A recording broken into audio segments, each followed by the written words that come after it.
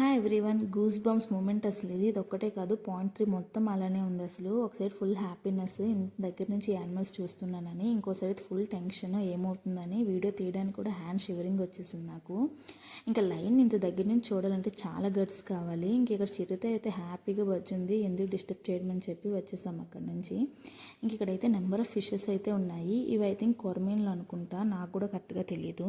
ఇంక వీడియో తీయడానికి అయితే భయం వేసింది, ఫోన్ ఎక్కడ వాటర్లో పడిపోతుందని, అంత క్రౌడ్ ఉన్నారు.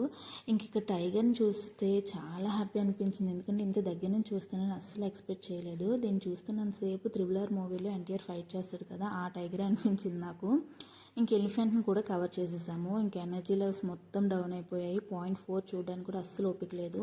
పాయింట్ 4లో అయితే మంకీస్ అండ్ బటర్ఫ్లై పార్క్ అయితే ఉంది. సో ఇంకా ఓపిక లేదు కదా, ఇంకా స్కిప్ చేసేసాము అంతే. ఇంక వీడియో నెక్స్ట్ వీడియోలో కలుద్దాం. Bye bye.